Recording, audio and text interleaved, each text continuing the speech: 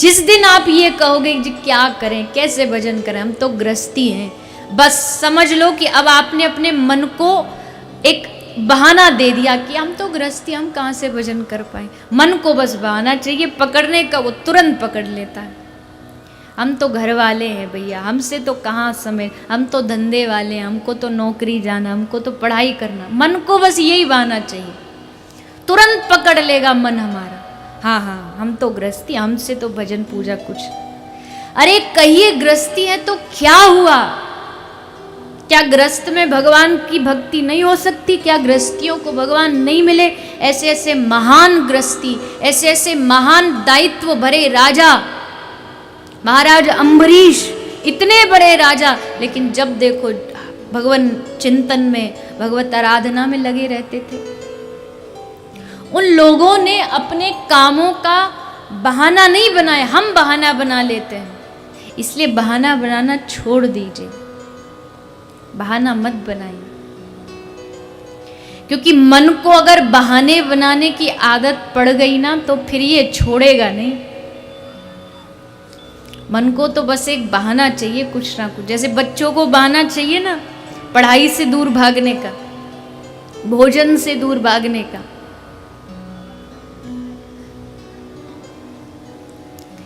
एक बालक छोटा सा स्कूल गया तो उसका मैया उसको सुंदर सुंदर भोजन बना के दी, लंच में रख करके। अब वो खाता नहीं था, उसको, बच्चों की आदत होती है, कई नहीं खाते हैं, तो माँ बड़ी डांटती थी, तू खाता नहीं, तू खाता नहीं। तो एक दिन उसके स्कूल में, उसकी क्लास में एक मास्टर जी सामने बैठे थे, तो वो भोजन कर रहा था। भोजन करते करते बस उसने खोला ही था टिफ़िन कि मास्टर जी ने देखा इतना स्वादिष्ट भोजन, तो उसके मुंह में मास्टर जी के पानी आ गया। उसको पता ये तो खाता नहीं है, तो बोला बेटा इधर आजा, आज हम साथ बैठ के खाएंगे। तो वो साथ बैठ के भोजन भट्ट थे मास्टर जी, तो उसका पूरा टिफ़िन साफ कर गए। अब घर आए तो घर में मैया ने देखा आज तो पूरा टिफ़िन साफ हो गया, तो बड़ी खुश हुई। बोले बेटा आज तूने पूरा टिफ़िन खा लिया?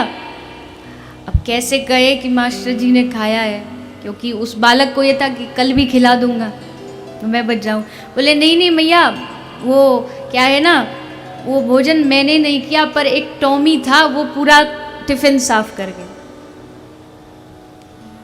पूरा भोजन मेरा कर गया। मैया को लगा कि ये तो फिर इसका बहाना। बालक को कहो तुम दूध पी लो, कोई भोजन कर लो, तो नहीं, कोई ना कोई बहाना उनके पास तैयार रहता है।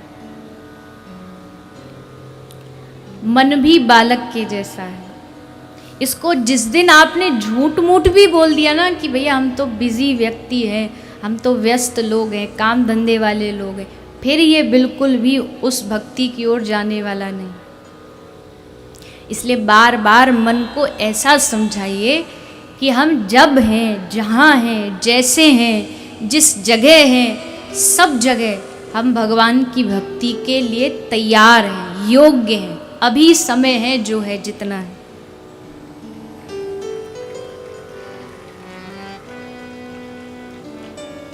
सिर्फ ताली बजा रहे हो, समझ में भी आ रही है? आ रही है? आज कथा का 7वां दिन है। आज की एक भी बात को चूक मत जाना। आज की बातें पूरी 7 दिन की कथा का निष्कर्ष है। आपको ये बातें अपनानी ही चाहिए, तभी आपके जीवन में धन्यता आएगी। तो चलिए ठीक है, आप गृहस्थी हैं, आपके गृहस्थ में बाल बच्चे हैं, बीवी बच्चे हैं, पड़ोसी हैं, सब हैं। एक काम और कर लीजिए, इस गृहस्थ में एक सदस्य और जोड़ लीजिए। जब इतना बड़ा कुटुंब है तो इस कुटुंब में एक कुटुंब और जोड़ लीजिए, और वो सदस्य, उनको अपना सदस्य बना लीजिए। और वो सदस्य कौन है? श्री ठाकुर जी, श्री राधा रानी, उनको अपने जीवन का एक सदस्य बना लीजिए। जब इतने गृहस्थ में फंसे तो एक रिश्ता और सही, और वो रिश्ता जब जुड़ गया तो सारे रिश्ते अपने आप नीचे चले जाते जाएंगे, और सबसे ऊपर का जो रिश्ता है वो आ जाएगा हमारा और ठाकुर जी का रिश्ता, सबसे बड़ा संबंध, सबसे मुख्य और सबसे आवश्यक जो संबंध है वो हमारा और ठाकुर जी का, वो जुड़ जाए बस। अब तक कोई आपके पास बगल में बैठा है, पूछे ये कौन है आपके, तो आप कहेंगे पिताजी हैं। ये कौन है आपके, ये ताऊ जी है। ये कौन है, ये भाभी है। ये कौन है, बेटी है। ये कौन है, पत्नी है। वैसे ही कोई ठाकुर जी की तरफ इशारा करके आपसे पूछे ये कौन है आपके, तो तुरंत आपके जुबान पर एक उत्तर होना चाहिए, सोचना ना पड़े कि सोचो खोजो क्या रिश्ता है। अब ये तो कोई भी कह सकता है ये भगवान है, हम इनके भक्त है, ये रिश्ता ठीक है, पर जब तक ये रिश्ता मजबूत नहीं होगा, जब तक कोई एक संबंध ना बनाया जाएगा, कोई भी संबंध बना लीजिए,